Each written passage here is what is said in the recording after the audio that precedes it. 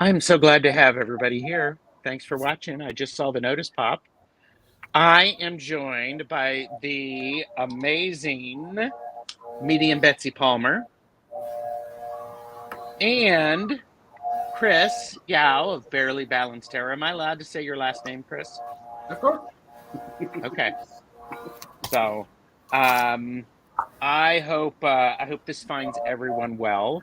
And today we are doing a laugh and learn, a magic tool talk on cord cutting. This was actually, this came up in our last conversation last month where we were talking about shielding, and we listened to you. Well, I listened to you, and somebody said it'd be really great to do something about cord cutting. It's like, okay, so there you go. There you go. Well, yes, and we're already planning, not one, but 2 different shows coming up after this. So, and all right, let's say hi to some people. Brian, Blushing Nerd Tarot, is here, and he's doing that work lurking thing. So, and then we have Jilly Little Zen Crone. Hello. Lisa Rhodes. Hello. Coyote the Gray. Hello. Coyote was kind enough yesterday to host me on their channel for some live readings, and maybe he'll invite me back, maybe not, I don't know. Hoping. Did you just snort, Robin? I mean, did you just snort, Chris? I have some kind of stuff going on. It wasn't okay. Sorry, because that's usually Jamie's role, snorting. So, and speaking of Robin, this is why I said Robin, is because Robin is here, Toadstool Tarot, and we're not talking umbilical cords, but could be. Metaphoric. It's like metaphoric. Metaphoric. Yes. And I'm just saying, Robin, Toadstool Tarot, and I are doing a deck casual on Monday for the Spectro World Tarot. Ooh. So like and subscribe. Yeah. Yeah. I'm going to drink some mushroom tea for that one. There you go. And Iridescent Sea Designs. Hello. And yes, Peter J. Watts. Betsy's been a busy person today, and she loves it. So, I didn't see Peter in the chat. I hope it was fun. He was probably lurking. Probably lurking, yeah. Yes, because he and Julie are like always doing something. Julie's probably knitting or something like that. Oh, hi Bennett. And there's the lovely Purple Elephant Deb H. Good to see you. Hershey is here. Hello. Thank you. I like my necklace too. Betsy was on, and I'm like, well, it's got pearls on it, so I love that. I went native today, though. This is my bear claw. Wow, that's beautiful. It's a vintage piece. It's a little one. Can you see? There we go. Oh, it is a bear paw. Cool. Huh. Bear claw, as in BEAR, and your name is Barely Balanced Tarot. Wonder how that works. Wiki is here. Hi, Wiki. Hi, Wiki. Good to see you again. Pamela Batchelor is here. Hello. Ivana Intuitive is here, who will be on my channel in February. Doing some readings with me. Fun. Ooh. We all see it here. Coyote the Gray said, yes, I'm invited back. Cool. So Pamela's saying hi to everybody. Beth is here. Aspasia Rising. Hi, Beth. Good to see you back. And yes, and all wonderful chatters. Love this. Lisa is here. Hello. And I did a watch back. Is what cool. Peter J. Watt said. And Jonathan Daly is here. Hello. Hey. Oh yeah, auditioning to he's read. driving to Ace of Cups. Jonathan and I are so excited. There's this new metaphysical shop here on Maui, and they really have a great vibe going. Nice. It's really exciting. Good luck. Very nice. I'm sure. Yeah, I'm sure you'll nail it. And let us know how it goes. Paratube first to that'll write letters on your behalf. Wendy is here. Hi, Wendy. And Lisa from Zena's Place Intuitive Card Readings is here, and they are driving. And Lisa and Jane the Seeker were on my channel yesterday. We were doing readings, 3-card readings. Wow. It was great. Lots of power energy. Well, Betsy, you were watching. You saw that with Jane the Seeker and Lisa, the readings. Yes. Oh, that was amazing. Yes. It was. Yeah. Wow. And, I love it. I love it. Peter J. Watts said, wow, break a card, Jonathan. Oh, I think it's a shoe-in. Quite frankly. And Fatima is here. And so, and she has a little bear claw. Okay, so everybody, thank you very much for joining us. Fatima, we're not doing readings today. We're talking about the subject matter of cord cutting. And so this is welcome to the Laugh and Learn and Magic Tool Talk about cord cutting. So if I've missed anybody in the chat, my apologies. So for those of us for people who are just now tuning in, there is a link below for the Laugh and Learn and the Magic Tool Talk series. In the description, links to all of my guests' channels. Please take some time to do that, liking and subscribing because it's free. Ring the bell to be notified, etc., because it just lets everybody know that you like us. And I will say, I will say, this is for entertainment purposes only. Do not make decisions based upon what we say. Seek professional assistance. Really.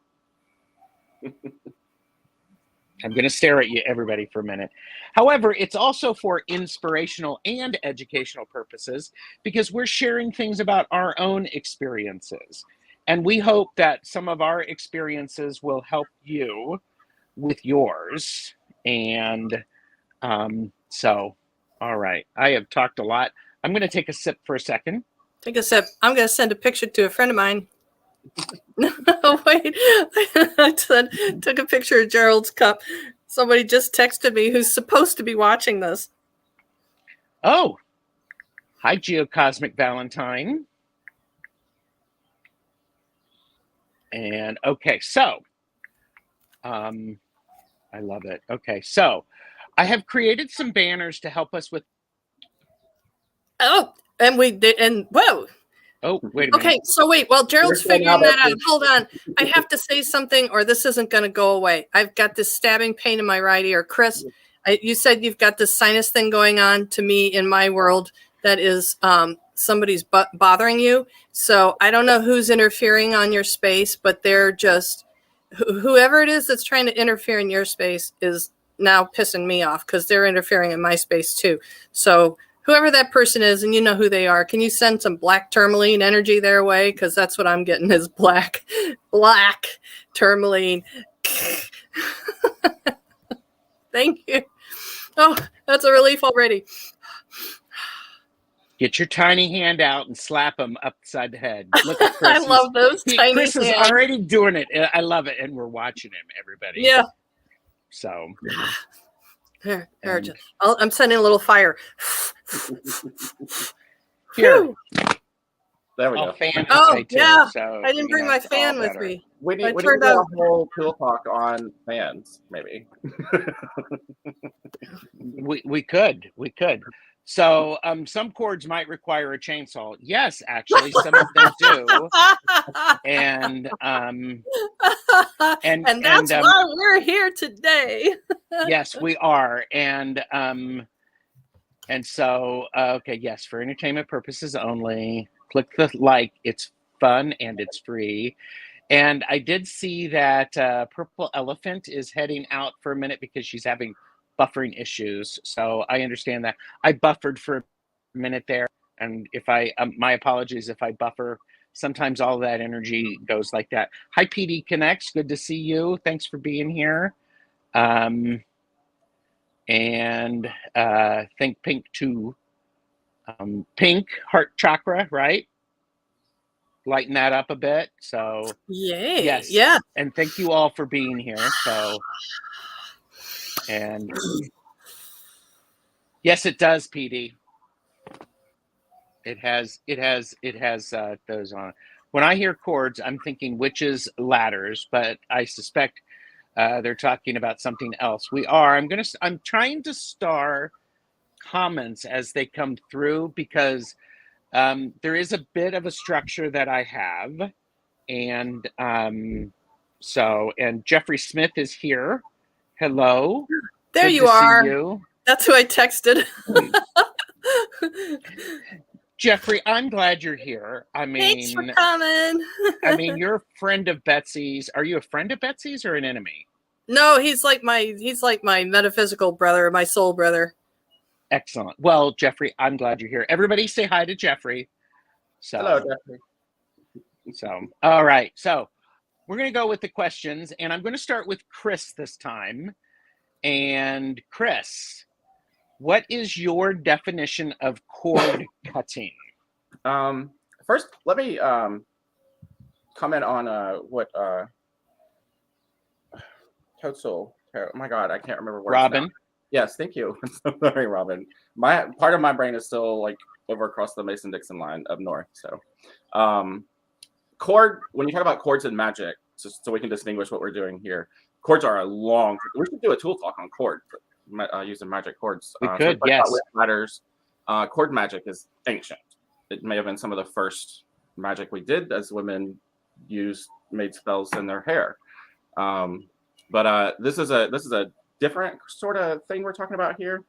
We're using chords metaphorically, cutting energetic cords between you and another person, or you and a situation, you an event, you and a place, you and a past traumatic situation, whatever it is that is still sucking your energy out of you.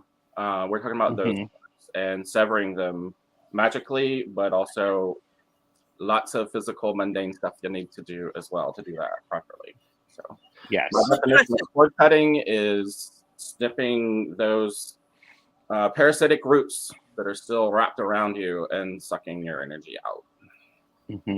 Quick question. Yes. What exactly is the cord? To me, it is an emotional investment in a relationship. I agree with you, and it's any type of energy that I have towards someone, or it's my energy. I think we all are connected, and when we think about it, and I was having a great conversation with a friend of mine who does energy work, and one of the things that she said was, in her belief is that some of our energetic cords are always there. We're human beings, we're spiritual beings, and some of those they just exist. The ones we're talking about, or I'm talking about with cord cuttings, are the ones that are impacting me in a way that is not benefiting me, and I no longer want them. So what else would you like to say? What's your definition of cord cutting, Betsy? No, I would like Chris to expound upon that, please, sir. I would like to I'm here to get a lot of information from you guys. Metaphysically speaking, we exist in a great web or mycelium or tree of life or whatever you want to call that sort of network. And there's an old saying: every time you meet someone, you tie a cord to them and you have this sort of energetic connection already when you meet someone. A lot of those connections are transient and neutral, and we may vibe in the moment, but we never speak again. So just like pathways in your brain, those connections, if they're not enforced and strengthened, they can break easily and connect to other things. So that's just like natural course of life. You're gonna sort of be entangled with people in a web over here for a while, but you move around and those sort of dissipate on their own. But just like neural pathways in your brain, the more you give energy to that connection, the more that connection grows and strengthens. And so those should be reciprocal. There should be a give and take. There should be an exchange of energy in those relationships. And often they're not. And sometimes it takes us years, even mentally, to emotionally figure out that I'm giving more, or that it's taking more, from me. But sometimes those are relationships that go bad, or a person sort of reveals a side of themselves, but you've already have this root connection to them now. It's not just, a tenuous little thread that's going to reconnect to something else later. So there's an energy pool, there's a pipeline between you and that person. Yes. And it can be someone from when you were 5 years old, or an event, or a place, or is that a traumatic events are definitely nodes of that energy that's no longer serving us in our current lives. And so a cord cutting is just a very formal way of saying, I'm done with this relationship. And although it took two to form it, you can't maintain it without one. So you, or in your own power, you can cut that connection mentally and emotionally and take that energy. It's not something you do lightheartedly. And we were going to have a discussion on that. So I'll just leave that there until we get back around. And there have been some amazing things going on in chat, and I want to catch up with them. And Betsy, as you see fit, chime in, okay? So yes, and actually, I think Iridescent Sea Designs was saying some cords might require a chainsaw. Actually, the idea of cutting. It is having a physical aspect to the magic or your intention. And sometimes that physical act is very important. And chainsaw may be appropriate. Jilly, Little Zen Crone said, it's an emotional attachment, whether you want it or not, till you cut the cord. I would like to piggyback on that. There's I heard this just recently. I heard it a long time ago, but I was reminded of it recently. How do you know that you're over a person or a traumatic event? You're able to think of it without having an emotional trigger. It's just a thought. It can come up and it goes away. So even some of these exercises, there's a particular exercise I want to talk about later on, called a recapitulation exercise. And sometimes it's not a one and done. Sometimes it's something you go back to time and time and time again. And your gauge for has it worked or not is, can I think of that event and not have an emotional response? So that's a good litmus test for I see that, if it's worked for you, or if you need to do some more work on it. So and Maruda, I think it was Maruda who said something on Monday that was extremely helpful.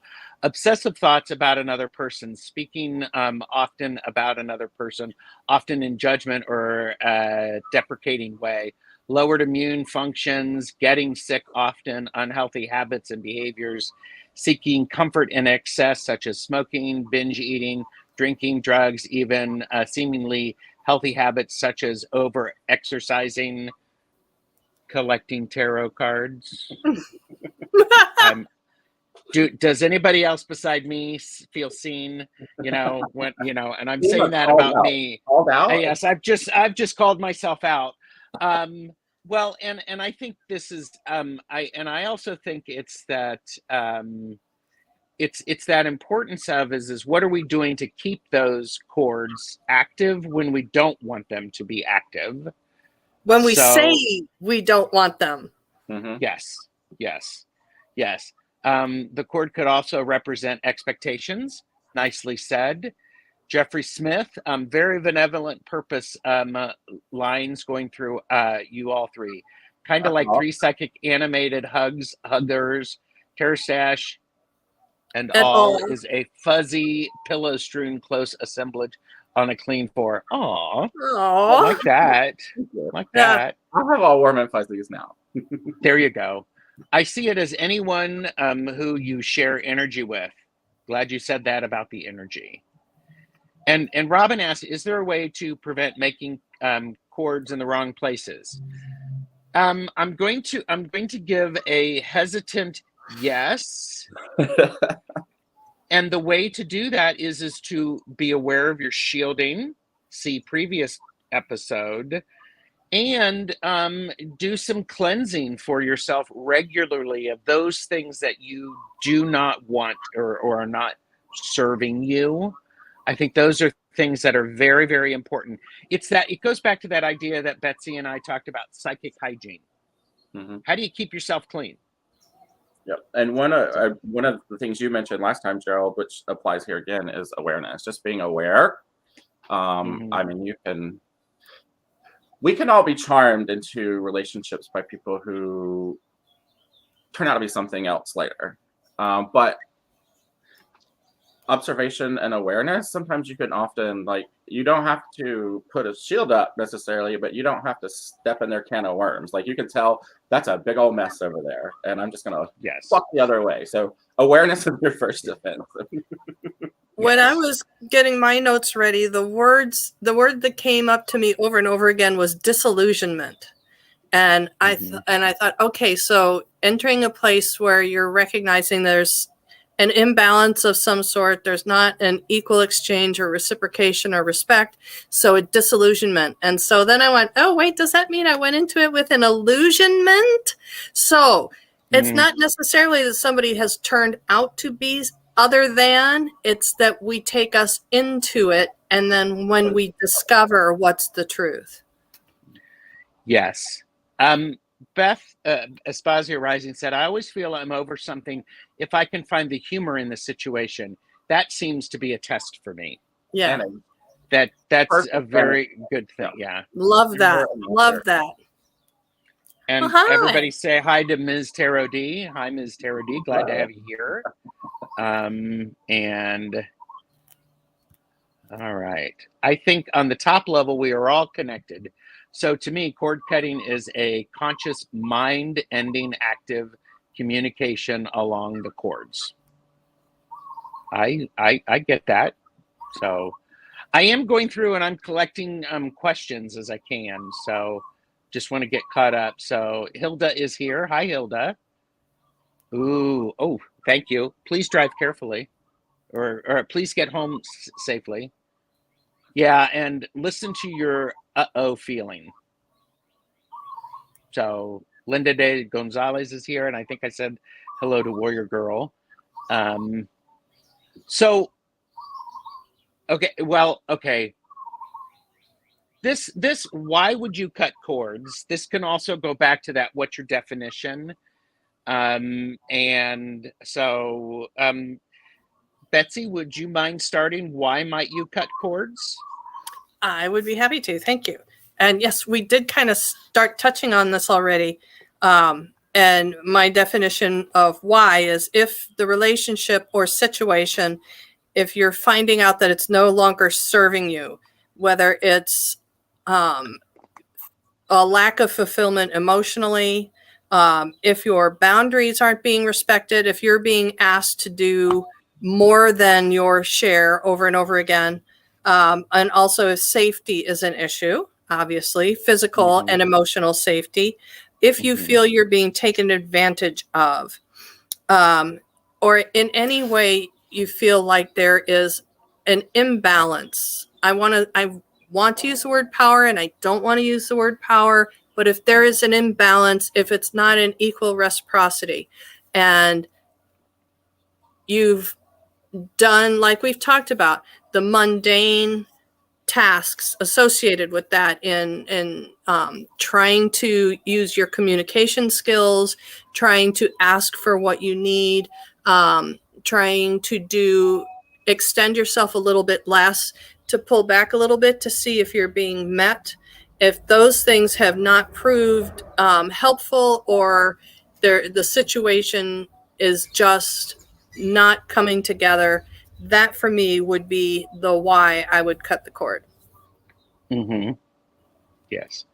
Thank you. And, we're going to talk to Chris, and Spiritual Rang was so nice and put up Betsy and Chris's YouTube channels. Thank you. And maybe I'm leaning in here looking at Mr. Yao, maybe some more content, perhaps. No pressure. So, but Chris, what do you think about why would you cut cords? So, gosh, I have several we could go into several different scenarios, but I like to think of things organically, and nothing in nature exists without relationships and being interconnected with other things. So life kind of depends on mutual flourishing relationships, um, but not everything is. So you can have symbiotic relationships, which is kind of the natural flow of things, but you can have parasitic ones too. And so when you look at, so I don't look at just people currently in my life. A lot of my cord cutting, and I will get into some of this later, has been to cut my emotional, energetic ties to traumatic events in my past, which aren't necessarily people, although people may have been involved in them.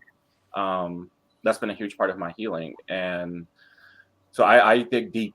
I dig deep and cut roots. So it's not just cord cutting between people, between just people in relationships, but events in my path. There are still parasitic leeches on my current life, and how I want it to flourish.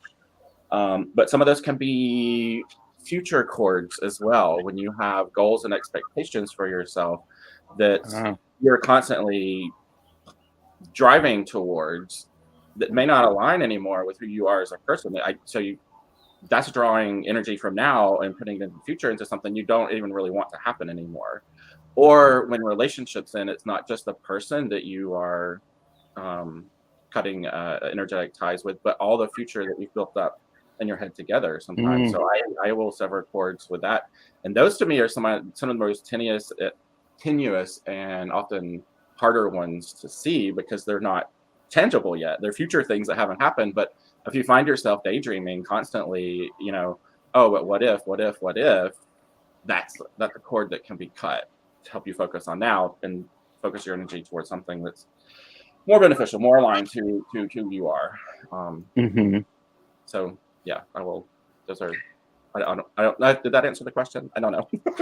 I think so, and it is bringing up a lot of stuff in the chat and a lot of good conversations, and I'm ticking those so that I can.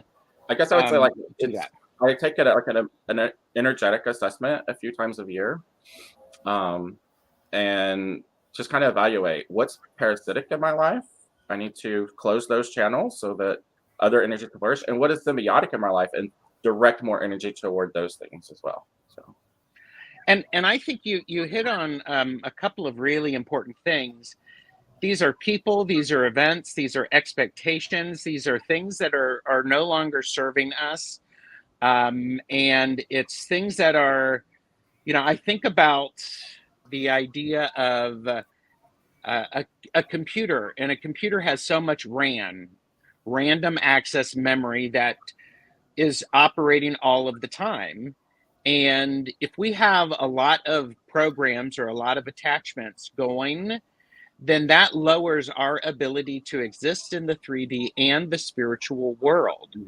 And so when we can shut those programs down, it gives us the ability to allow that energy to go where we want it to go. So I cut cords for mental well-being, my emotional well-being, my physical well-being, and it's also feels like sometimes things need pruned. Yeah, that's what I call it. I call it pruning. Pruning.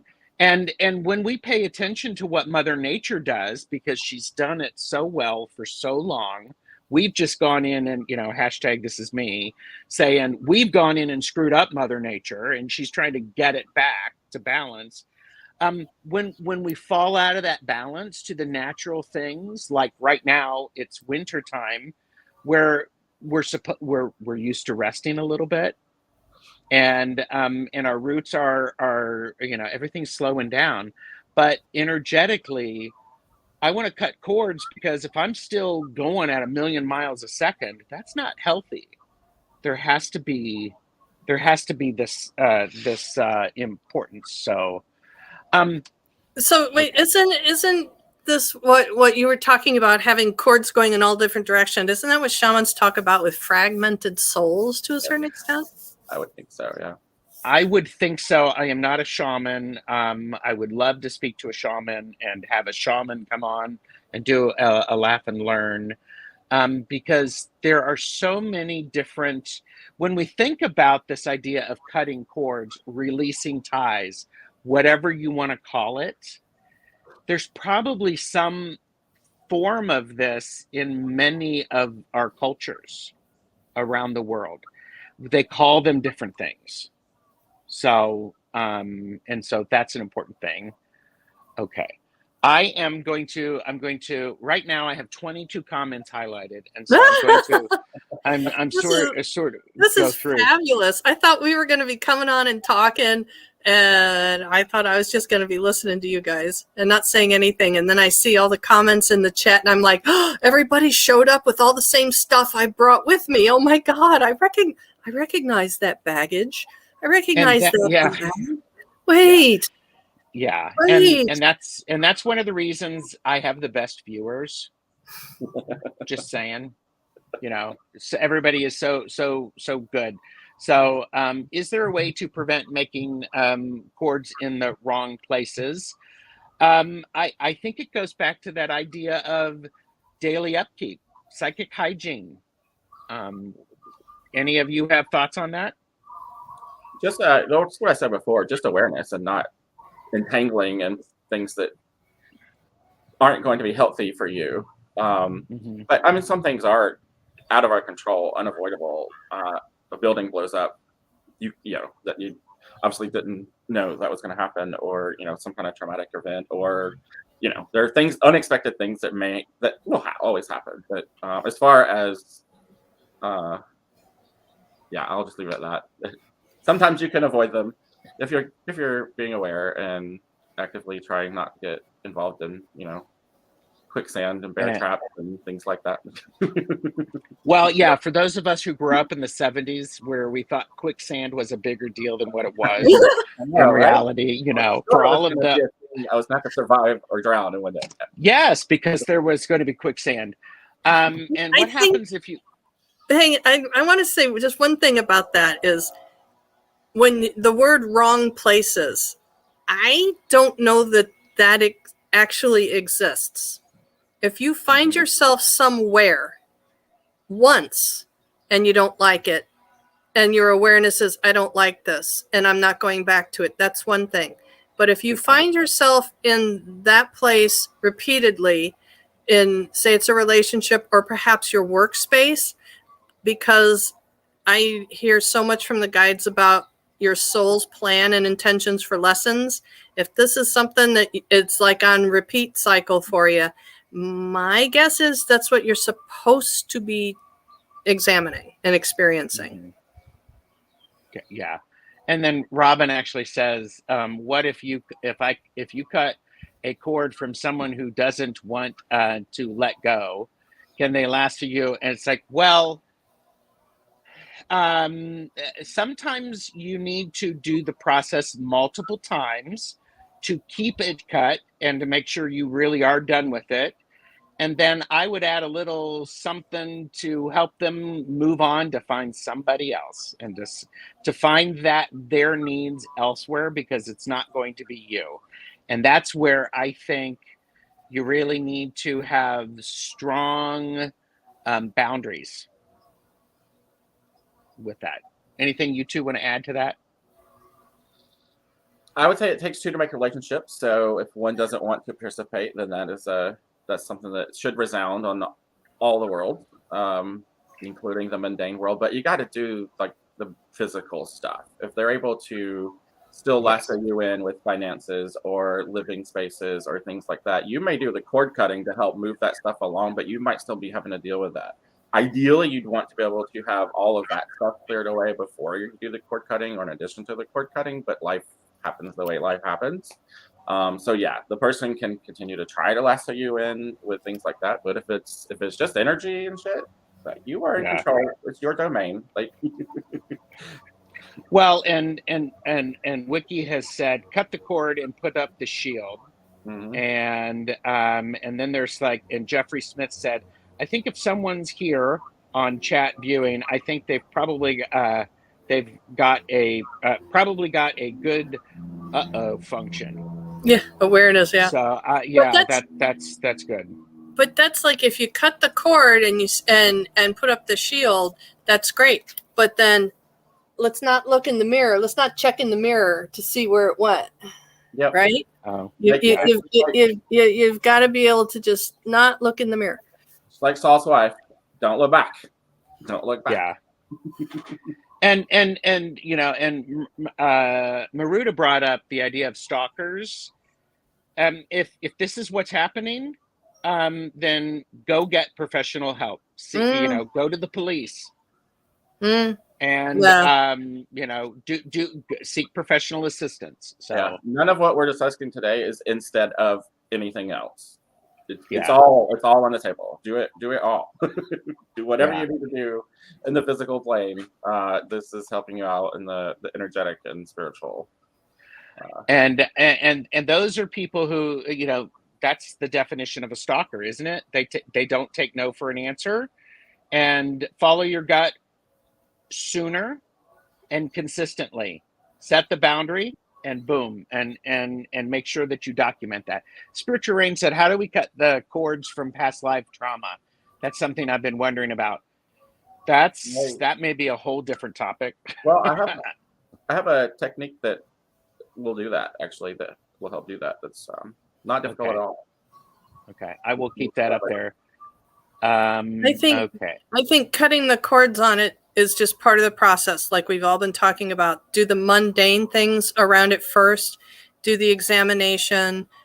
Do your healing work and awareness work about this, and also decide where you want to go in reflection and what serves you better, and then call Chris for his technique. There you go. Well, and also I think it's this idea of I think it's important to do the mundane stuff and match it with some magic. Pair that up, because what you're doing, you can, you know, there's different ways to supplement your own power and your own focus, and to create something shiny and new for somebody else to look elsewhere. So, and sometimes we need to cut cords because we change. Yes. So, and Lisa said, yesterday I saw a family member related to a person I cut a cord. That member triggered me right back to the source or cord. I thought I cut it. Word. It may be time to redo that, to update it, and sometimes these processes, you need to do them multiple times. And, you know, my standard is 3, do something 3 times. But you could do it multiple times with that, because it builds up energy every single time you do it. And that's the litmus test again. If you can think of the person, event, and it not create some emotional trigger in you, then you know you're done with it, or you're done with it for now, because it might come up again. And yeah, but so yeah, these are techniques to apply when you need them, as you need them, and as frequently as you need them. Yeah, and Spiritual Rain appreciates your thoughts and words. Can relate a lot to what you're saying vis-a-vis healing. So what do you think about energetic hooks that some people, that some of those with whom we have energetic cords have put their hooks into us, so to speak? What do we do when cutting cords is not enough? I guess my cord cutting is going to cut that shit out too. There's an old thing in traditional lore called elf darts and fairy darts and things like that. A lot of modern sovereigns teach that as like, these are like the thoughts in your head. Like you drop a cup and you're like, oh shit.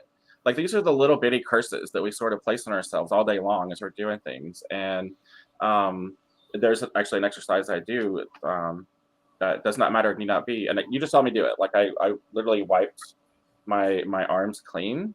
That's a good practice to do. I think of those as little darts, little hooks that you've like self-inflicted almost. And so it's just take a breather and just like okay, those aren't deep. They're just, but I just need to get them off, right? Mhm. That I guess I think if someone has like hooks in me, that's sort of like the same thing for me. If I'm cutting a cord, like all that shit's like, yeah, my skin's marble now. Everything's gone. It's gone. So, but I don't know. Like hooks, that's an interesting. Seems like it seems like I the think verbiage there makes me think that the person they're thinking about, there might be some painful stuff for them to pull out of themselves before they're ready to do the cord cutting, if that Yeah. makes sense. What and were you I think thinking, Betsy? I think you've got to not respond. Yeah. It Mhm. depends on the situation. Like Chris was talking about, if you're dependent on someone financially or for housing or something, it's not the time to try to cut the cord. But if it's someone that you don't have a daily interaction with, and it's just someone who keeps kind of floating back up to the surface, then the response is up to you. You know, how can they have their hooks in you if you don't respond? And there's lots of ways to make sure that someone can't find you. I mean, you can Mhm. cut the cord and deal with the hook removal later. You can stop giving energy to that person and then deal with the wounding that you have Yeah. later and let that heal. You don't. Yeah, if you're hooked, you don't pull away. You like that's a delicate process. Yeah. You would actually lean in and take it off, but you don't have to. You just cut the cord. You can deal with the hook later on your own. But in Buddhist practice, there's this thing called shimpa, and it's these little like you talk to someone and just something they say triggers you. Like you can feel that energy, and then you start down a road of defensiveness. And Pema Chodron and her monastery, I can't remember what it is. Julie might know, but if you tell someone, "Oh, that's your shimpa showing," like that's just going to trigger them more. They just had a little hand signal, like, "Okay, I think your shimpa showing." They would just rub their ear, and then the Mhm. person would pause and say, "Oh, yeah, I just got triggered. I'm being pulled by the hook. You didn't even intend. It was just an emotional trigger to a word or something that triggered me."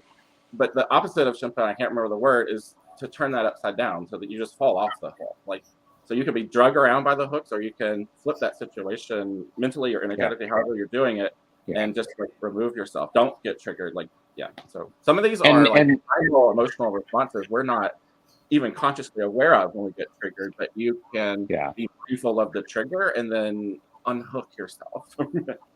Yeah. And Deb H said that makes total sense. And Jeffrey said, great points, Bets. So Shempa is the hook, is what Mhm. Little I Zen can't remember Crown what the said. opposite word was, but yeah, she said so that if you're being hooked, So like upside down, the opposite energy, like pause, take a minute, take a breather, unhooks you. yeah. And that's one of the things when you do, we're talking about cutting the cords, cutting the energy or the ties. And cutting those cords is part of the healing process. And so you have to remove what is inflicting the pain, then you have to treat the wound, and then you have to tend to the wound to make sure it heals. Mm-hmm. So it's a multi and each of those things require slightly different approaches or dramatically different approaches. Yeah, if you So pull the leech off, you're still bleeding a little bit, but at least he's not he's not still drinking your life's blood. You can treat that yeah, wound. yeah. Third time's a charm. Things come in threes. I do threes too. Yep. Yep, I believe So that too. yeah. And how about the law of one? I've heard people say it is not healthy in this timeline and all of the others. Just curious. I do not know the law of one. I heard of that either. So okay. So I wonder if Larry David might be interested in this. Should we forward this channel? Of course. Who's Larry? Oh, yeah, Oh, whatever. he's the guy that wrote Seinfeld. Oh my God. That show about nothing. Anyhow, okay. So yeah, continuing the healing energy. Okay, so Okay. go. No, I was going to say, where were we? Thank you. You put it up the Well, minute I said, yes, oh. this is yes. How do shielding and cord cutting relate? I'll start since I haven't done that yet. Go right ahead. cord cutting is removing stuff, and shielding is preventing stuff from getting in. Mm-hmm. Short and sweet. So, and they relate because, just as I said about the healing process, you need to remove something, you need to tend to the wound and then protect it while it heals, and you need to tend to it. And sometimes that takes longer than what we want it to. And it requires much more attention, because I actually think that I'm not a surgeon. I am not licensed to do anything other than drive in the state in which I live. So, but sometimes the surgery is the easy part. It's the healing that takes all of the time, and it's the tending to that, and it's the getting things to work correctly. So, Morning Stars comment. So Oh, yeah, I just saw that.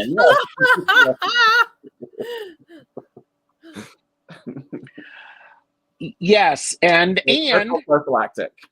Yes, it's the spiritual prophylactic, and I would encourage people to renew and to get new prophylactics frequently, because if they get old, they can deteriorate. They do expire. So, yeah, rituals, solutions, or is it truly individual? And visual cutting, besides the hooks, for example, rats, no band-aid. I think, one of the things is it's important to, it's an ongoing thing. It grows and expands as we grow and expand, because our awareness grows and expands. It's the yellow car syndrome. I buy a yellow car, and then all I see on the roads are yellow cars. So, Betsy, what about you? How do shielding and cord cutting relate?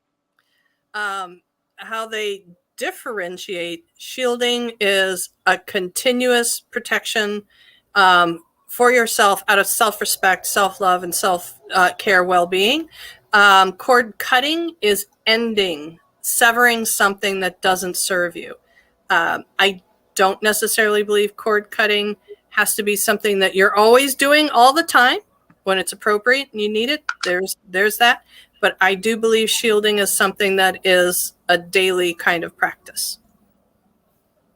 Thank you. I would Chris? say shielding helps keep you from getting entangled, if it works that way in the situation.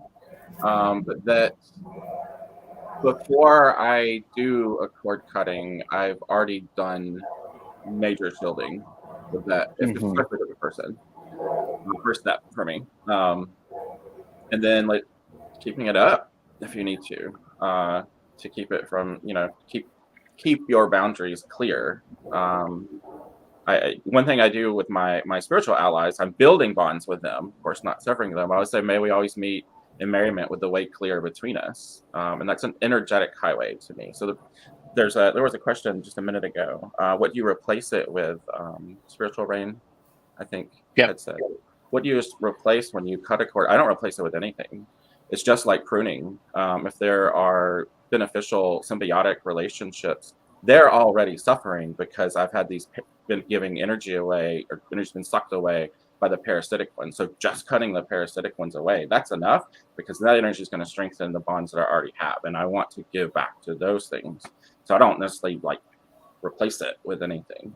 But then I also have more energy to give if a new situation or person comes into my life that I may not have had if I'm still, have a mountain of leeches on my back, right? So it opens up more opportunities. But I would say feeding the channels of energy that are beneficial to you, I don't really need a replacement. That is a replacement. It's a replacement of energy back to the things that I want it to go to. Yeah. To me, when I think of cutting a cord, I think more of like cauterizing a spot. It's not like you have a gaping hole there. To me, it's an ending. It's a severing. It's like cutting a loaf of bread. It doesn't mean that there's something missing. Yeah, there's not a vacancy left. Yeah. It's a pathway that's just closed now. And I think the idea of cauterizing, it's a beautiful thing to do, but also put some salve on it and then move on, because don't just sit there and wait. because it's going to come back. Hi, Ms. Mims. Good to see you. And Ms. Miss Tara D said, and don't forget to cleanse your tarot decks routinely. Yes. And Warrior Girl 113 mentioned about having archangels help with the cord cutting. Whatever spirit guides you have that want to help, absolutely, do it. I'm like going, talk to your team, search the interwebs, read a book, find out about it, because there are lots and lots of places to find information about how to do cord cutting, how to cut ties with others. And again, for entertainment purposes, you do what works for you. And it's just me. I have a tendency. A good friend and I, we approach magic very differently. I tend to be a person who thinks about it carefully. I look at it, I plan carefully, and then I do it. My challenge is sometimes I'm a little too, I overthink it, surprise, and therefore I don't do it. So do something, and do something, and then do something again. And again, allow that to build. It's not necessarily a one and done thing.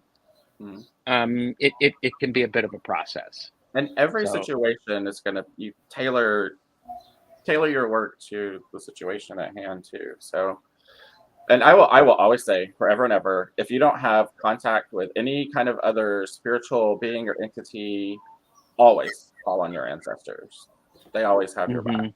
And I would say, especially if you're doing work like this that involves another living family member, your ancestors can help with that too. Grandma can get after her own daughter if she knows how to do it. Yeah. And I want to say, Little Zen Crone, Jilly brings up a very good point. I think it's important to cord cut with compassion for yourself and the other person. Yeah, there's a difference in saying I cut you out of my life forever and saying I release the bonds that tie us. Go peacefully amongst the things, just away from me. I always wish for your best and highest good. Yeah. Yes. Everything you do, approach with grace and compassion, and for yourself. These things can be painful. Like Gerald said a minute ago, like put some salve on it, but give yourself some self-care. And this process is a self-care process. This is a self-care activity. But you take it easy on yourself. Give yourself, pamper yourself a little bit after this. It's emotional work.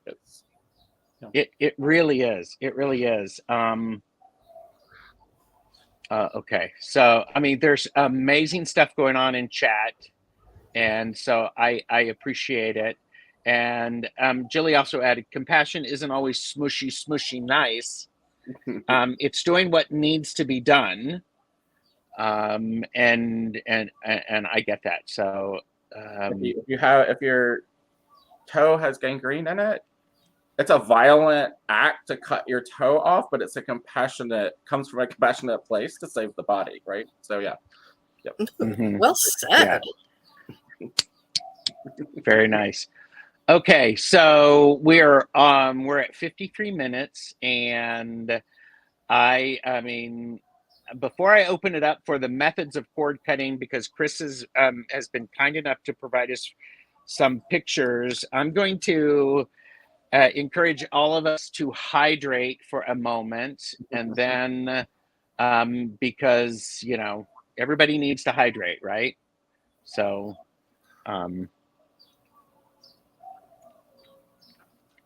get caught up. Yeah, it really did fly by. So. Oh, Miss Mims, it sounds like Miss Mims has been pointed to her path to get to know her ancestors. Doesn't always occur to me to do it. We keep saying it. So looks like. Even if you know them or not, even if you have no idea who your actual familiar ancestors are, they're still there because you're still living and breathing with their blood pumping in you. They have a vested interest in their lines. But there are ancestors with a heart, I call those my poets, the philosophers, my queer ancestors. Some of them I will never even know the struggles they went through, but they all helped me. So ancestors of blood, and plus ancestors of place, and ancestors of heart. You have a whole army, a whole army. Well, and isn't and that I'll be honest with you, that can be overwhelming at times to think about that we have those many ancestors. That can be helpful. And yeah, sorry guys, I beautiful had jewelry. had to show it off. Yeah, it's bear claw. Beautiful, beautiful. And there are lots of ways to do cord cuttings. Reiki is one way to do it. And so I I also like to think of, sometimes the term cutting is too traumatic for people. And if it is, then think about it as this cord is fading away. Allow the atrophy to happen naturally, wither it away, and so then it can break on its own. You don't put any energy into it, and my visual for this is I actually like to think of, on occasion I use a vacuum cleaner.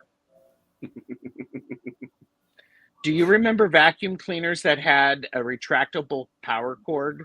You plug it in, and so for me, one things that I do is the visual that I have is I unplug that, and then I retract it back into the vacuum cleaner, and then I no longer plug into that outlet. That's cool. Like it. And so I've moved on. Kathy and Jimmy would love it. Yeah, there you go. There you go. Room, so. Oh, and Maruta said another teacher has called it narrowing the cord. Mm-hmm. Yes. Robin said they just dissolve. It could be a releasing of the cords and a thinning, like my hair, Lisa says. Or cutting. If cutting, the idea of cutting, you can imagine it as a knot and just undoing the knot. Then that's, Yeah. And hi, April. And I think one of those things is that, so this is a type of spellcraft, and words matter. And words have power, and what you're saying and how you approach it gives an indication of what happens with that energy. Like Chris, you were saying, I'm releasing back. I'm, releasing from me. It's not I'm doing things to you. That's right. A different type of working.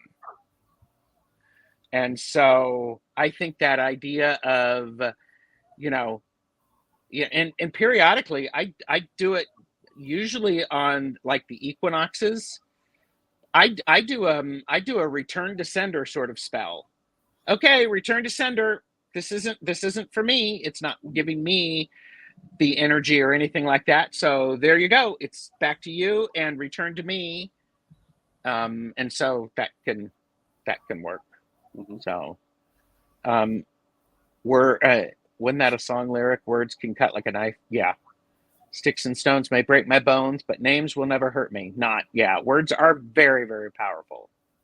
So words always matter. There you go. Ancestors. I wonder if there are guardian stewards of genetic lines. Like, that's interesting. In the Northern European tradition, yes, that's what the She were.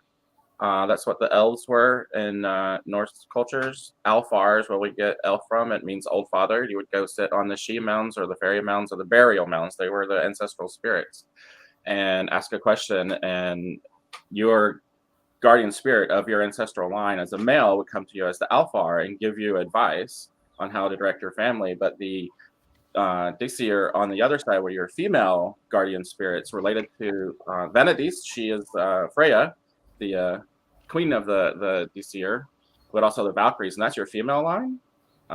In more Celtic countries, that's the She, the shining ones, the tall shining ones. These are all deep, and in some places these are called angels. So yes, we have You can, if you Yeah. have no relationship with your ancestral line, if you want to talk to them, you can ask one of them to step forward to kind of be the voice for your ancestors. Then you can work on them with them one-on-one. Much easier than just a horde of people like behind you. So yeah, we do. Yeah.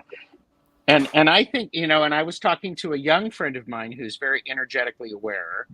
And one of the things that she said is she pictures shiny gold scissors and an angel cutting those cords. And she made very sure for me to tell people these cords do not physically hurt when they are cut. They can be some emotional strain, but she wanted me to say that was very, very important to her. So, and I was like, okay. And she also thanks the cords for helping her and to give her lessons, and then she sends them off. So she practices that appreciation.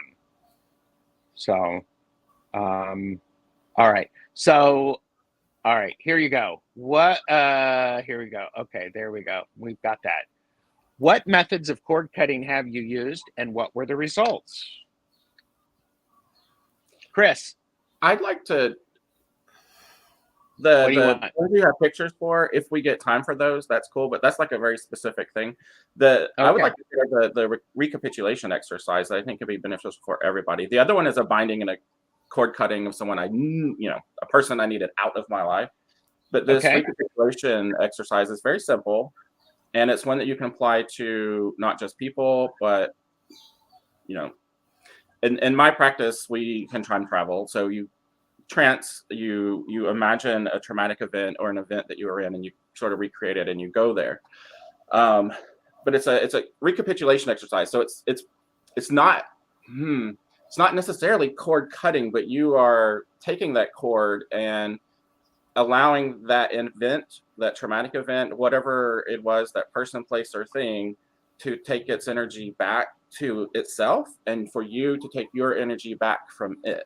So it's not necessarily a cord cutting, but you're dissolving that cord by just allowing those energies to go back to where they belong and then not be connected anymore. So the process is to do whatever it is that you do to get into a good meditative state or a trance state. It doesn't have to be like, I'm off journeying the underworld trance state, just a light trance state or a meditative state. And then if it's a person, imagine that person sitting or standing in front of you, and with as much, some of us visualize, some of us feel, whatever it is to get you to have that person in your imaginal field and to feel that presence, the sort of energetic presence between you and them. If it was a confrontation or something with that person in the past, you can imagine the surroundings that you were in. If it was a traumatic event, imagine that event as something that's connected to you. Whatever it is that you no longer want to give energy to or receive energy from, imagine that in front of you or somehow. And you imagine the connection between you as a line of purple energy, right? Allow yourself to feel the pull and draw and the strain of that energy for a while, but then get really solid in seeing that person as red energy and you as blue energy. And that blue and red energy is the purple line mixing between you. And you breathe in all the blue energy that you can out of that person, place, or event along that cord, and then you sort of blow it away. And then you breathe in and you blow out any of the red energy you can feel in you back along that purple line. And you keep doing that. You blow in and release. You suck in, push back, and then release. And you keep doing that until you can start to see that purple line sort of becoming a blue and a red line. And then you continue to pull the blue and push the red until there's no more line. Like they have all their red energy, you have all your blue energy. It's a severed line. It's a cord cutting, but it's a very gentle, but it's an energetic way of slowly sort of honoring and giving energy back if you need to. We don't always dislike the person, but even if there's bad energy there, it's still, you don't have to worry about it. It's just red. It's just red energy. You don't have to worry about the flavor of it. And yours is blue energy. You're just sort of taking it back and giving it back to where it belongs. And you when you're doing that in the moment, you just keep cycling that energy until you feel like that separation has happened, and then you stop. So it's not like you do it 50 times and you're done. You do it till it's done, right? But you can come back to it. Like I said, the litmus test. If you do this exercise and you feel nice and good and like everything's sort of dissolved, but later on you think of that person, place, or event, and it still triggers you, you can do it again. You can do it in that moment, or you can save it for later, but it's something that you can come back to, and it doesn't require anything. You don't have a knife, you don't have a cord, you're not doing any of that. It's all just it's a mental energy exercise, and I have found it's been very helpful, especially with what was the exercise I was mentioning to someone earlier who was asking about traumatic events. That is one that I use for traumatic events, and some of those events I'm still doing this exercise with, but it's a gentle process, and it can feel a little more healing for something that you don't necessarily have to. It's not as immediate as the binding and cutting I had to do with the person last year, right? That was something I had to, not gonna, there's nothing gentle about it. I need that person, their energy, everything gone, out of my life, kaput, get rid of it. But this is something, things have been bothering you for years. Obviously, it's not an immediate concern, so you can take your time and just kind of be gentle with it and with yourself. And I find that rebalancing of energy, you come away from it empowered. You can feel like, ooh, I feel like I've reclaimed some of that. So that's one exercise I do. That's really very powerful, Chris. Thank you for sharing that. And I learned that from Gordon White on Rune Soup. I still recommend that podcast for everybody. So that sounds like something we could all do whenever we wanted to. And I like that it has colors involved in it, because that's easy to visualize. Well, not easy, but it's something we can all understand. Blue and red and purple. Just make it blue and red again. And that's very, very powerful. Robin said, I'm imagining a creek appearing between me and the other person, and the energy can't cross because it gets carried away with the current, just flows elsewhere. That's a very nice visual. I agree. Nicely said, Robin. Nicely said. There have been, Kelly stopped by, and Jeffrey agrees with you, and Leora Black is here. Intent and visualization are very important. And I would also add to that, anytime you can say words that help you have your power and your energy, and you foster that, and you feel you getting stronger, more powerful, and spiritually standing up straight, and your feet are on the ground and you're connected, I think that, is really helpful as well. Betsy, what are you thinking? I'm thinking this is a lot of info to take in. This is amazing. And I would actually love to hear, because I got a sneak peek, if we have any time left, I would love to hear Chris talk a little bit about the photos. Yes. All I right. think my notes are pretty well exhausted. I didn't have much notes, but if you, Gerald, you had a lot of notes, and Chris, you had probably more notes too. If you guys had something else that's important to add, I think this is a good time to. So for me, it's really very much a returning the energy, cutting off the energy. I'm no longer allowing that energy, and whatever works.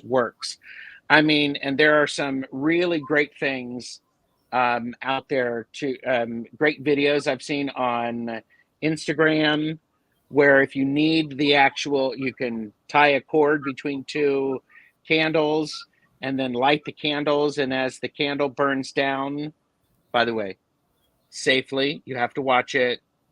Don't burn your house down. And then when that actual cord actually burns, then that's gone. So, that's a nice one. I like so that. It's very, very powerful. That's right up my alley. And Beth said, I imagine our two hands holding and me pulling away until the clasp is gone. They float away and I've got my hand back. And that being said, you know, there's always a these sound very gentle, and there is such a thing as righteous anger, and sometimes you need to do it with even more power, and sometimes righteous anger is the exact power in order to do it. Yep. Mm-hmm. And there ain't nothing wrong with that. So I just want to be very clear with that. You do you. And because all of the intent and the power is behind it. So I am going to put Chris over here. And then you may have to, I'm going to start with this picture, Chris. You may have to lean your head over if you want to see it. Or maybe I'll put you. I'm good. No, I'm good. Here, let me do this. That way that they can see you. Well, I'm just going to be pointing at the things that they can't see me pointing at anyways. So the recapitulation exercise is a very gentle one. And like I said, it's one like you have time to spare with that one. I did want to say, though, it's one you can use in the moment. If you go home for Thanksgiving and it's like, oh, crazy, on the way home or in your car, like it's when you can do it like in the moment so that you don't get too entangled in situations. So I do want to put that out there. But like Gerald said, sometimes you need sound and and that's what these pictures are. Only one time, and this was it in my life, have I discovered actual magical practitioner cursing me. And I won't go into any details about this person. I'll just stick to the ritual here. And I told Gerald it was okay to show these pictures for other kind of workings. I wouldn't necessarily show my work. This one and done, it's gone. So nothing you see here is active because it's all been done. But up on my little trinkets always represent allies, and that can be places or spiritual beings. So in the upper left, there's gray salt that I made from the charcoal ashes of the frankincense I used for a very powerful reclaiming ritual I did a couple of midsummers ago, and I wanted that in this ritual, reclaiming. The little stone below it is my fairy stone. They have contact my allies there. The horseshoe is my St. Cyprian horseshoe. He's all about necromancy and darker arts, so he's perfectly appropriate for this. That stone's from Salem Harbor, my ancestor skull, my rune for protection that I co-created with a couple people. The candles, my Bridget candle. There's a piece of mistletoe. There's my shaman tree stone. There's my actual magic cords. Gerald was mentioning, or not Gerald, but Robin earlier. So my actual magic cords there, and my bear and my wolf little totems on the right. So these represent all the spiritual allies I'm pulling into this. And then in the middle, there was a devil card from a cheap old tarot deck I had that had this person. It just looked like their face on that card. So I used it on the back. I wrote their name over and over and over and over and over and over and over and over again until it was just black on the back side. On the front side, I've put some. You actually see the rune I drew on there, and so anyway, that represents that person. There's a black candle. There's the cord to actually find them, and then the ring. I found out that this person was using a ring I gave them as their they just told me all this at the bar one night. I'm just like, okay, I know what's been going on in my life lately. So I wanted to incorporate my Tree of Life ring into this, but you'll see later when I loop it, so I could actually hold on to this person as I went to the cemetery after I bound them. That the ring actually was created the connection between us physically. You'll see that in another picture. But there's no knot on that ring. It is a single loop that goes back and it ties to the person, so that when I cut it, I just removed that string and let it go into the thing it did. So you can go to the next picture now and show you what I did. All right. Is it that one? Well, you can see that I've bound them now. And of course I'm using words. I'm using, all my stuff to do this. I have my first Witchblade ever, which I've gone back. That's become my main one now. And you can see the loop that I've made with the ring and the candle. And those are the objects then I took to the cemetery. There's a three-way crossroads in the cemetery that I go to a lot. And I will say, this is a place I go to make offerings. This is a place that I'm in relationship with. I wouldn't just go to a random cemetery. Mm-hmm. But there's a perfect three-ways crossroads. That's good Hecate underworld magic. So I took that to the crossroads, and we can go to the next slide. Okay. That one. So on my way to the crossroads, I literally have the black candle with the person bound. This is to say, I always do a cord cutting at the end of my bindings. So this is showing that process. So I could literally dangle it like a puppet. That felt kind of cool, hand of God moment. But it made me have to hold the candle in my hand while I'm packing up, while I'm driving to the cemetery, everything I'm doing. So it's a nuisance. It's distracting me. I can't do all the things that I need to do with my hand on the way. And that's reinforcing this need to cut that cord, right? But it's also warming everything up. And for me, that's one way to give a puppet or an image or something energy and to make it alive. So it's literally stealing my body warmth to make it alive. I guess we can go to the next slide. I don't remember what's left. This one. Okay. So when I got to the cemetery, I dug a little square grave for him. And instead of facing it east and west, I faced it north and south to make it out of time, out of alignment with the natural cycle of life and death, because I want it to stick and I want it to stay and I want it to come back. Little transgression magic there. I propped the. First I put some stuff in there. I won't tell you what all I put in there. This is stuff where you've used your. This is the part of the recipe where you put your own ingredients in. So I won't go into what all I put in there, but not nice stuff. This was a binding as well. And then when I cut the cord. That was a very major part of the ritual, but I made it feel like I was slitting an animal's throat. I always do that, and I know that may sound gross to some people. That gives me the emotional oomph to say I am ending this life. This cord, this relationship is a life. As an animate being, it is alive. I'm cutting it. I'm letting it bleed out. So I cut that.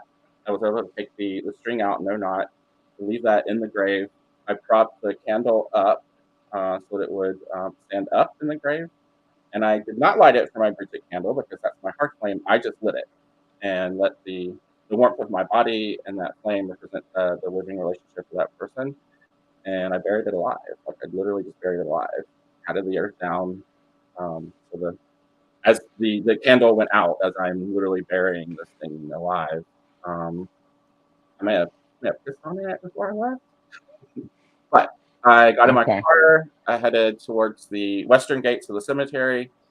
All this was done on New Year's. I got started right before midnight and timed it so that when I left the cemetery without looking back, there was a huge firework display in the sky as I left. It's literally leaving that relationship in the old year in the cemetery dead with a huge party for the new year as I come out. That was a really fun, I would say, even though there's creepy stuff involved sometimes when we do this, I still approach it with joy. Like it's like a little kid. And I think that enthusiasm for your rituals, I don't know. To me, any ritual you do, element of joy in it. But yeah. I think that's important. Betsy, you're muted. You're muted, Betsy. Oh, yeah, there's a truck. Sorry.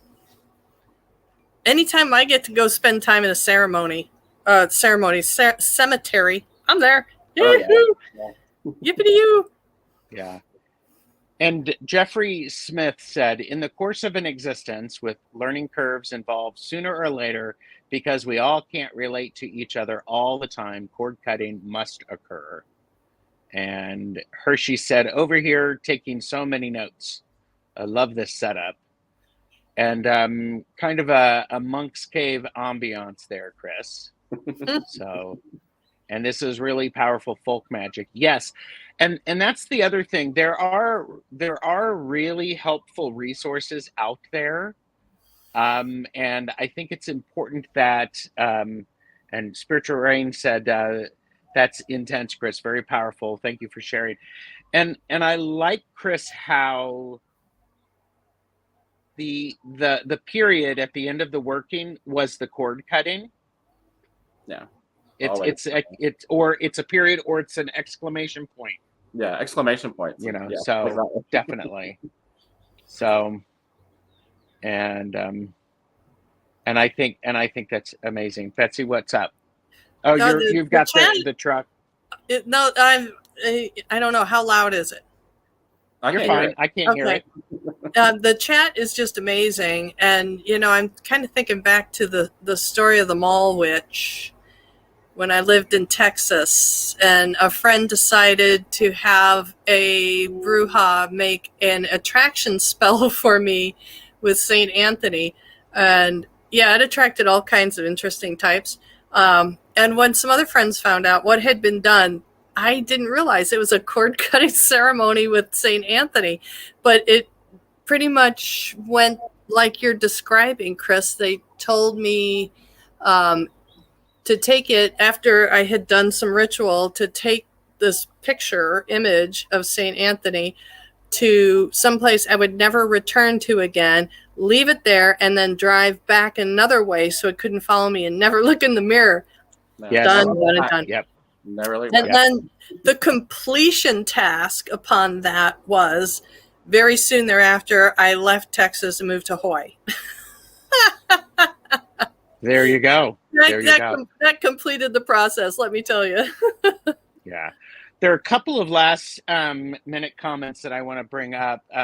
Coyote the Gray said, can something like this work for beliefs or ideas instead of people? Absolutely. As an Yep. animist, I believe that beliefs and ideas are people. They are alive. So yeah, absolutely. Absolutely. And Jeffrey Smith said, Chris, your set is very dynamic. There's an active purpose lines going through every item. This is your physical base lens. Yep. Thank you. I love that observation, because to anyone walking around in my home, it just is like bits and bobs of things. But every piece I bring in, like I'm bringing in very old.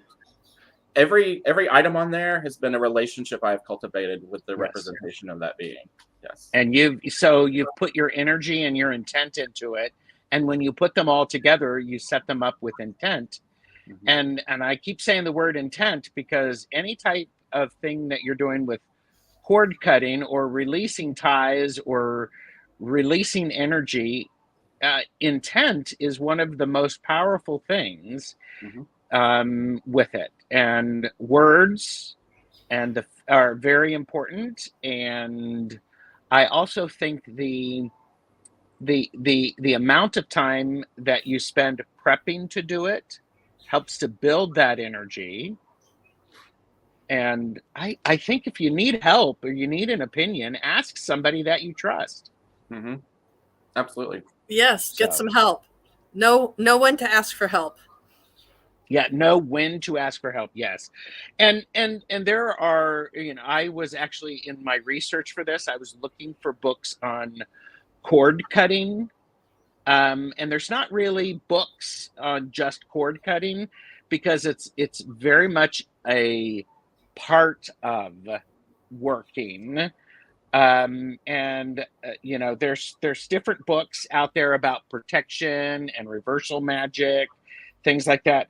One thing I want to bring up, and hashtag not endorsed, but Kellyanne Maddox in Rebel Witch actually has something in here, and I want to just point this out. And she says, or they say, cord cutting. This is a type of release magic that acknowledges the ties between yourself and a person, home, job, mindset, or whatever it is that you're still attached to. Continued attachment could be caused by your own emotional investment or the other person's, or seemingly persistent energy of the situation despite your attempts to free yourself from it. So, I mean, such a very nice explanation of that. So I love that. A releasing. Mm-hmm. Yep. A releasing. I like that eliminates the trigger of cutting. We were talking about that earlier. The violent symbolism of cutting. Releasing ceremony is like whoo, because every time I think of releasing, and especially working as a medium, if you're helping souls release the third dimension, I always think about going to the higher, better, best place you can be. Yeah. Moving from Absolutely. here to the very best possibility. That's Mhm. kind of lovely. And Yeah. it is an organic and natural process for bonds to dissolve, right? Nature takes Mhm. back and reuses that energy in some other way. Mhm. Um, I think it would just be situational, whether you're needing to cut cords. Sometimes you do. You got to cut the weeds out of the garden and off the tree sometimes, or if it can be a gentler process for you. But either way, you're acknowledging that there's a bond there, but you're saying it may not be necessary anymore. And releasing that bond. And nature does it all the time. Like, it's life and death. Yeah. But Mhm. Robin had mentioned at the very beginning, I think it was maybe the first comment, are we talking about umbilical cords here? But in a way we are. Because Mhm. umbilical Mhm. cords are connecting the mother to the baby, and it's a lifeline, and it's a Mhm. communication between the two, and the baby is growing from it and being fed from it. And so if you don't cut that umbilical cord, the mom's going to die. So in nature, Yeah. we have natural processes where we have to cut Mhm. cords. It's very beneficial. There's nothing bad about that umbilical cord, but you got to cut it to let the other life be free and grow on its own. Yeah. So sometimes that may be just a birthing process we're going through. We need to cut the umbilical cords. That's a good way of looking at it, actually. Yes, and I also think it's important to it's important to. Oh, it just flipped away. Oh my gosh. Isn't it amazing how that happens? It's there, and then all of a sudden, poof. I guess I need to not say it. So, Well, um, I don't know how we're doing on time here, guys. I know we've been on for 90 minutes now, but I just noticed Lise Niedermeyer's last comment. yes, thank you. I was trying to say I wasn't going to address it unless somebody else did, but so releasing that I live in lack of, say, finances. I mean, I want to say to just shift those words, because releasing is a hopeful process of what you just declared as the truth. I live in lack. Yeah, I would just say flip those words a bit. Yeah. I'm so glad you addressed that, because I saw it too and I was like, ooh, I want to comment on that, but I don't know if it's relevant here. Yep. Yes, Yep. the focus in that statement is lack of finances. It's like if you try to heal someone by attacking the cancer, like that, healing is not an aggressive thing. Healing, you don't attack the cancer, you just give the person what they need. You give them the nourishment, the energy that they need. The body knows what to do with the rest. Give it the healing stuff. So you wouldn't say, I release the cancer, like, you know what I mean? I don't release the cancer that it's attacking me. You would just say, I'm healthy, right? The focus is on what you want to be, and it's not a lack of finances. So you're not, it's like adding 0 and 0 together, if that makes sense. I'm cutting off a lack of. What the focus should be, not a cord cutting at all. The focus should be on, I'm comfortable. I have the finances I need to sustain me, and the gain needs to be the focus of that intention. I would think, not yeah. It's To Go me, ahead, Betsy. this is a new moon ritual, not a full moon ritual. Full moon ritual, you're releasing what you want the moon to take away, which is, if you say, moon, releasing lack of finances, the universe says, yes, lack of finances. But going to the new moon of saying, I live in financial security and abundance, and let that new moon bring that to you. I live in financial security and abundance, and let the universe say, yes, you do. And the cord cutting would come in after you've planted that intention, to make sure you're pruning anything that's not anything that is draining away from the gain and the flourishing that you want. That's when the pruning would come in. And so what you would be releasing, Lise, is actually releasing the thought that you live in lack. The illusion. in the illusion. So you can do lots of different stuff, whole different set of magic tool talk, setting intentions, because the way you phrase what you're doing is very, very important. So, but yeah. So, oh my gosh. So everybody, thank you very much. We are at an hour and a half. Thank you, Chris. Thank you, Betsy. Chris, This there's was been so some. much fun. Thank you, guys. I know. I've enjoyed. Like last time was so much fun too. And I would say if you missed the last one, watch that one because these go very well. These complement each other very, very well. So They go very well, and I appreciate both of you for joining and sharing. I appreciate the interaction and the experiences, because we're talking about the same topic from 3 different perspectives. That I hope it shows that, gee, maybe we're not as different as we think we are. We have a lot of similarities, and therein lies a lot of the power. Mm-hmm. So well said. I think that's a good ending note. Thank you. All right, everybody. Please take care. Bye.